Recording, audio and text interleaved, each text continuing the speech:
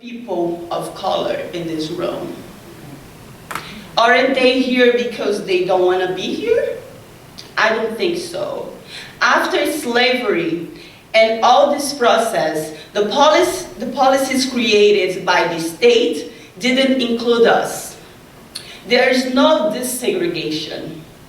Another examples are gay couple not having the same rights as a heterosexual couple, or the working class that has been working so hard not have access to quality education. Their kids not going to college because because it is too hard for them to get a student loan. Now, I have my own example. And I'm gonna be very vulnerable now, so.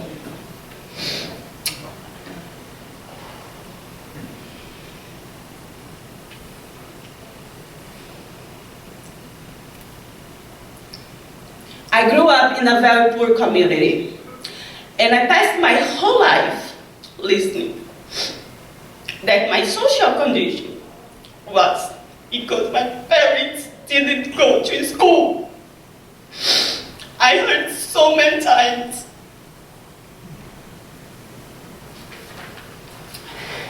people saying that I should study to be someone in life. That was so hard because I couldn't count how many times I went to school hungry.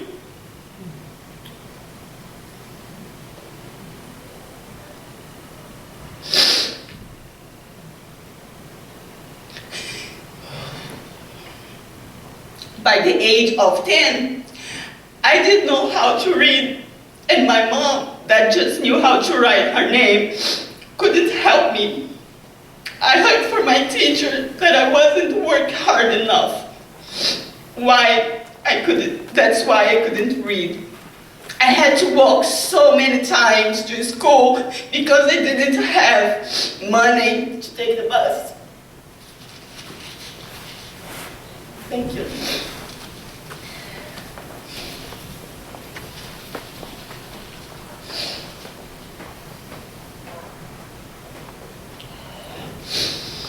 I felt really bad my whole life, thinking that I wasn't working hard. I thought that I wasn't smart enough for this world. Yes, we were poor because my parents didn't go to school. However, they didn't have opportunity to go to school. Yes, I wasn't working hard in school because I was hungry to pay attention in my teacher's class.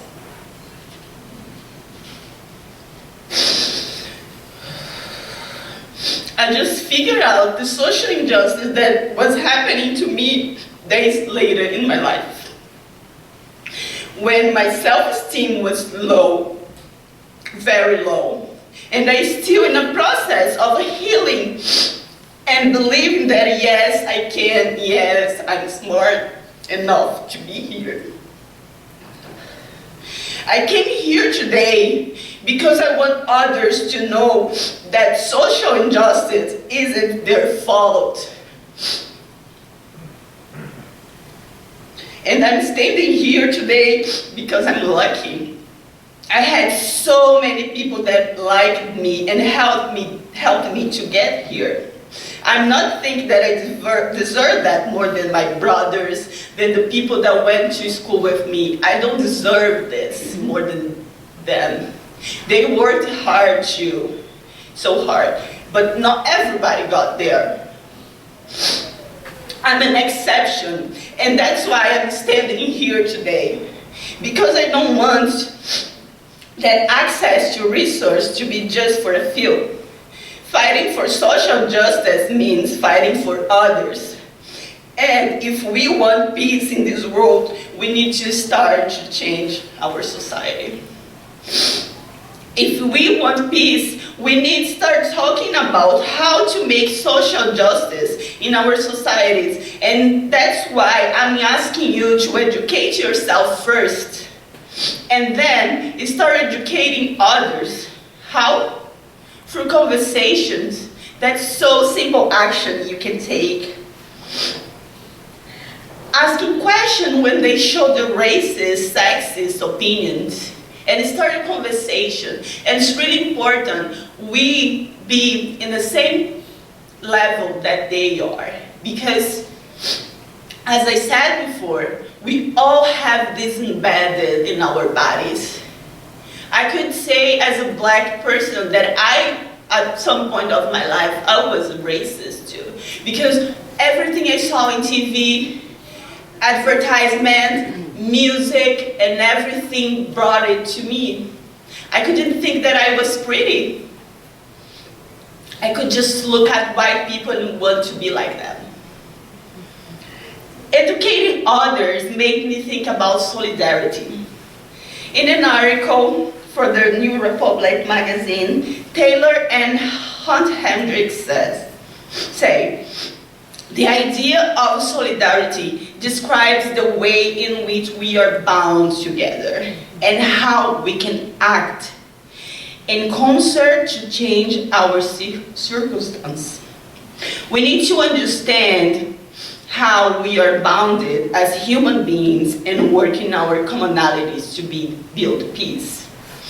We have seen that the world has so many issues and our governments aren't working well to change it. The government have been performing actions and not doing anything. So I believe that social change isn't coming upside down. I believe that it has to start from the bottom to the top. What solidarity has with education? Solidarity is not something you have, it's something you do. So educating ourselves is to do. Once we have information, our actions, such as electing our politicians, will be consciously. Solidarity means power with, and education can put us together in a process of understanding how we can use the tools we have as human beings. We can use the tools we have as human beings. I invite you to not come here and keep this knowledge to you. We can find ways to support each other, and it starts with information, education. So we need to take action. Thank you.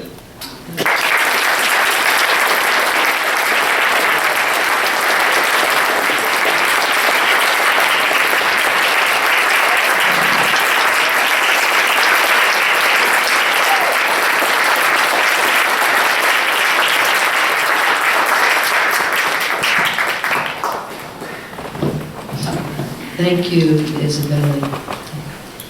And let us take another moment in uniting our hearts across distance, within this room, and far beyond.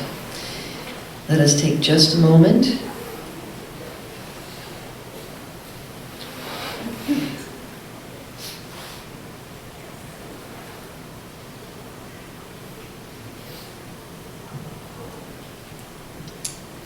And we welcome Samantha Maendel to the table.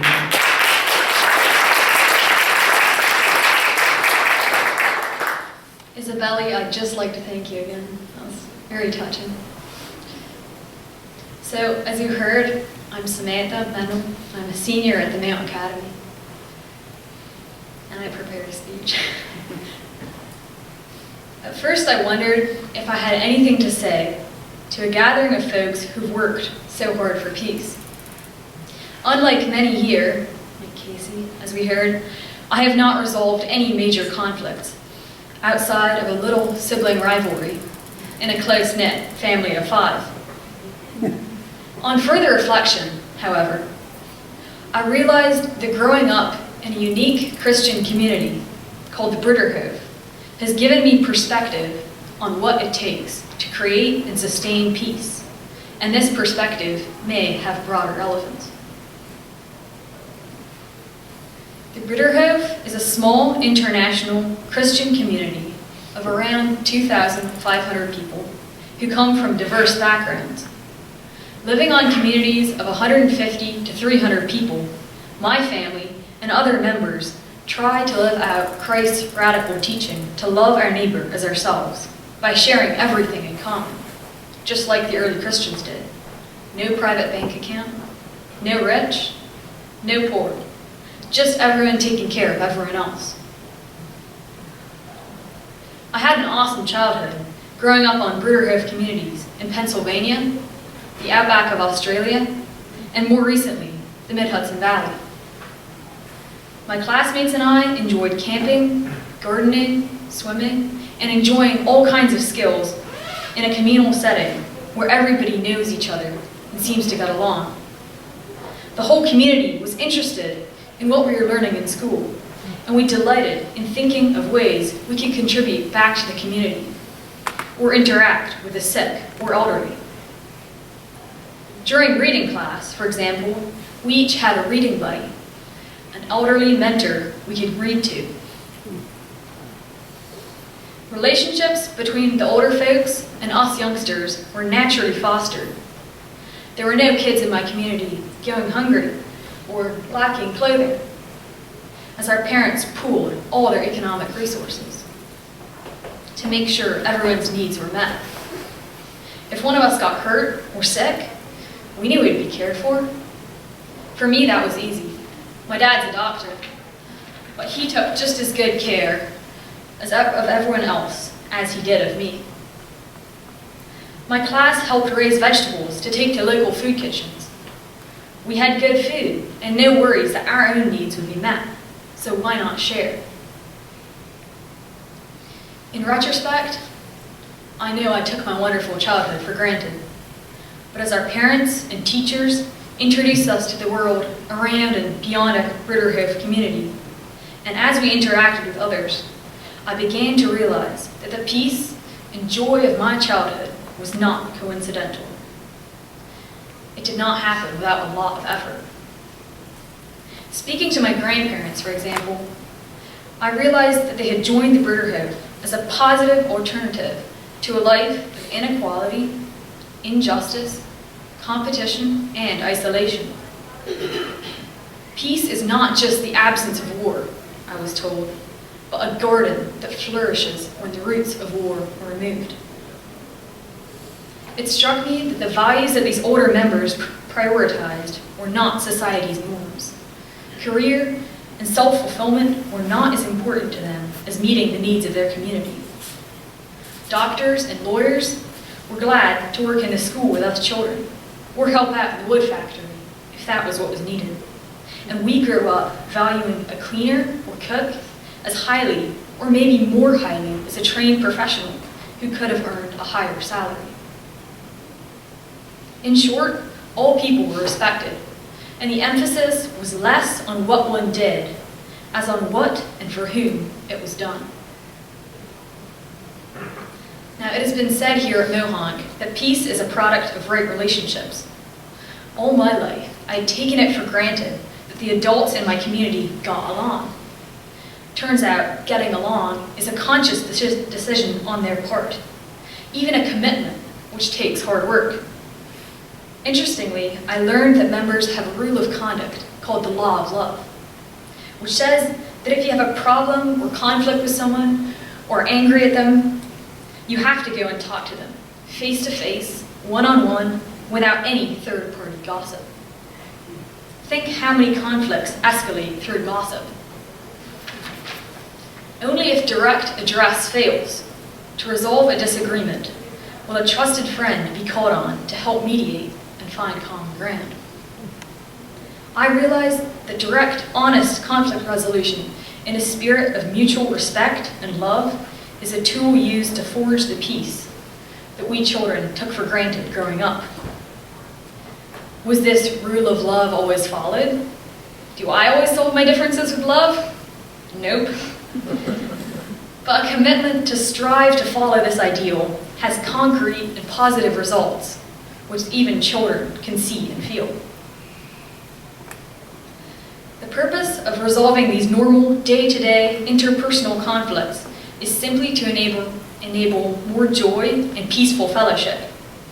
Every day, besides eating a meal at home with my family, my whole community enjoys a meal together. Celebrating birthdays, anniversaries, and holidays together as a community helps ensure that nobody is isolated. Times of illness, tragedy, and grief are also shared. Older folk do not retire or want to retire, and there are always ways they can contribute, sometimes just by being there. The elderly are special to us because of who they are, not because of what they can do or produce, although we are often amazed at what they did manage.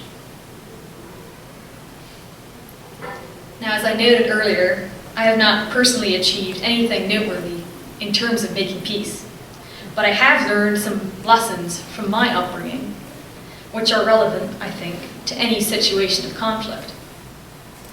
Addressing glaring inequality and injustice is crucial in pursuing peace. Overcoming isolation and bringing people together promotes mutual respect, understanding, and lasting friendships. Resolving differences directly in an open spirit of love that looks for common ground rather than demonizing one's opponent is essential. So how will I implement what I've learned? What are my personal plans or visions in a world too often torn apart by conflict? To be honest, I don't know exactly. I may travel to an area of political turmoil, like my friend who's been in Palestine for the last 2 years, running a soup kitchen for people on both sides of the conflict there. Or I may help with disaster relief, like my cousin who just returned from the Bahamas, where he was building houses in the wake of Hurricane Dorian. I may even try to help with the immigrant crisis in our own country, like my brother who spent his summer in New Mexico, helping create child-friendly spaces so parents could focus on documenting